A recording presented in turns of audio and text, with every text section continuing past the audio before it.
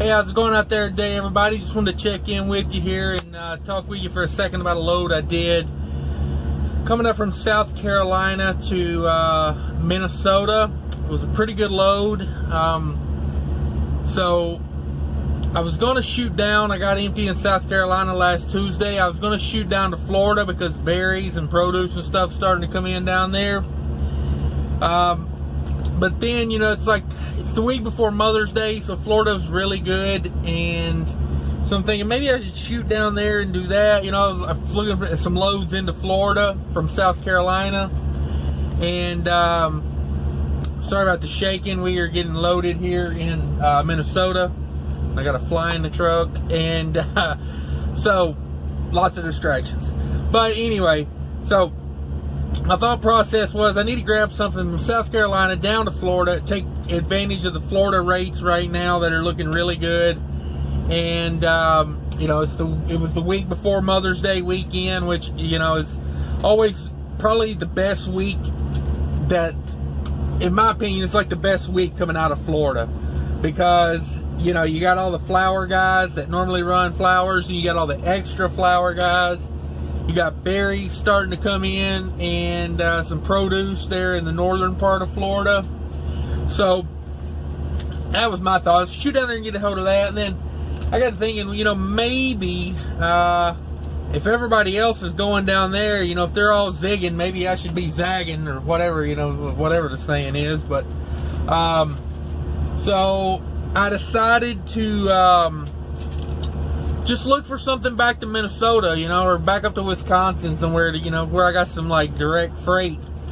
So I got to peeking around on the load boards there, found the load. Coming back up to Minnesota, the weight on it was 1,000 pounds on the load board, so I kind of thought maybe they're bullshitting on that, but I called on it, and yeah, apparently the load had been up for a little while and I had no interest on it, and really surprised me. I guess everybody was wanting to go to Florida and take advantage of that. So but the numbers on the load, and another little quick thing here I want to talk about before I get to the numbers. Sorry to psych you out there, but you know, I've been watching a lot of guys on YouTube, and you know, last year everybody was showing their numbers. And this year, you know, a lot of the bigger YouTube truckers that are owner-operators, and especially the ones with their own authorities, if you notice, they're not showing their numbers anymore, which leads me to believe that they're not doing as good this year as they were last year, which, you know, it kind of is what it is. You know, some of the guys that I like to watch on YouTube, they're still showing their numbers. They're showing you the reality of, like, you know, how things are come down from last year. The other guys, they're just kind of totally ignoring it, and they're just doing the, you know, the 45-minute DAT load board, you know, commercials, basically. So that leads me to what I'm saying is, you got to watch out who you're watching on YouTube.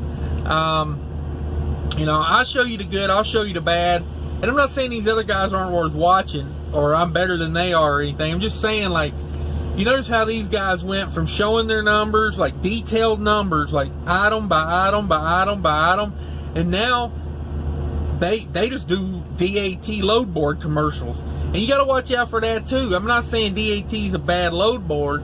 I'm just saying, like, you know, when they say, oh, there's 54 loads coming out of a state and 20 going in, you know, if it's the whole state of Georgia, like, all of them coming in could be going to the south part, and all the ones going out could be in the north part of the state. So do your own research would be my, you know, and really, like, be critical of the people you're watching, I guess, is what I'm saying. But yeah, anyway, that fly. Back to the numbers here on this load, guys. So this was what I would call a it was a rare load for me, especially in the southeast, coming out of South Carolina. So the numbers on the load, it was literally under 1,000 pounds. Like, it was 3 pallets, and they were about knee high. And man, you gotta love them when they're like that. It was, the only bad part about it is, and I say bad part, the only negative side to it was It was a zero degree load, and it was about 80 degrees down in South Carolina. And for you guys who are not very familiar with hauling reefer, when you got a zero or a negative, you know, anything like 60 or 70, 80 degrees below what the outside temperature is, you kind of almost want to have something in the trailer. Because when it's, you know, when you're just trying to cool air,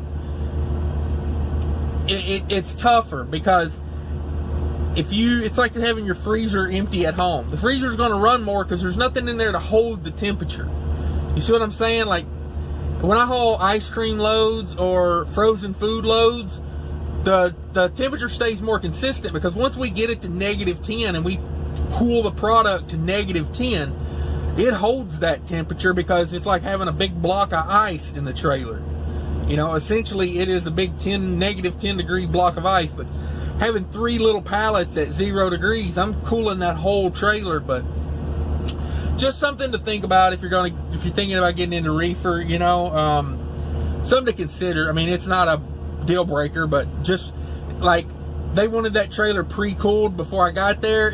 I was having a little bit of trouble at 85 degrees outside getting that thing to 0, because there was nothing in the trailer. I mean, it took it about, the big problem was too, is I cut the trailer off on the load before, because I didn't know what I was going to be doing. And so the inside of the trailer got to like 60 degrees. So I had a lot to overcome. Just something to remember and think about if you're going to do reefer.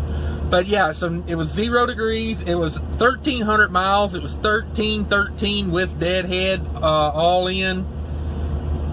So, you know, and about 150 of that was coming back this way toward Minnesota, which at 1,000 pounds, it might as well be empty the whole way.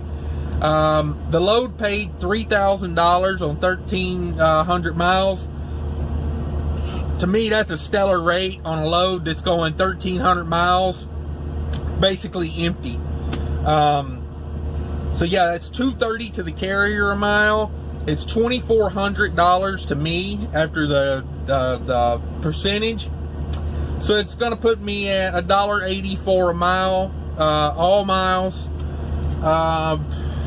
Let's see, I used $5.75 on truck fuel. I was still in the loaner Volvo. I'm back in Patty now, my little white Freightliner. So hopefully fuel economy goes up a little bit, but we'll see.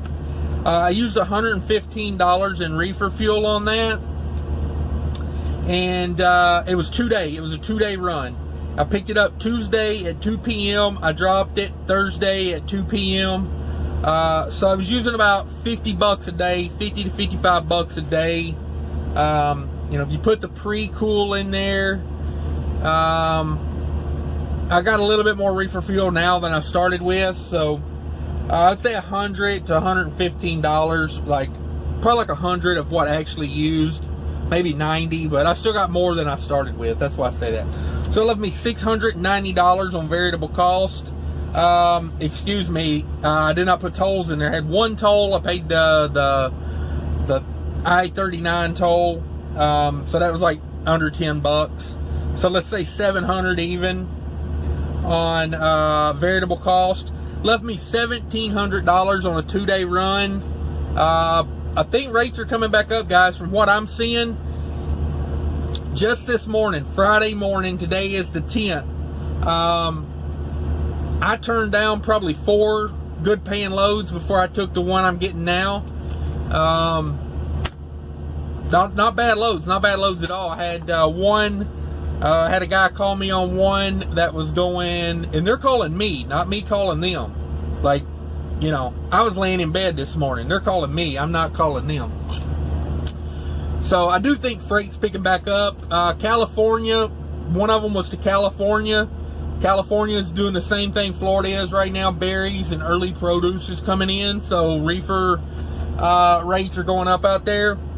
I had a round trip offer on a load from Minnesota to California and back. It wasn't a great load, but I mean, it was paying 10 grand and it was already pre-booked back. 10 grand to go to California and back. It was probably going to be about between 4,000 and 5,000 miles. I didn't even look up the town, but I know the area it's in, and it was probably going to be like 2,300 miles out there, and then 23 back. So, you know, not a bad run. Like almost, you know, 4,500 miles, 5,000, you know, 4,500 miles on 10 grand.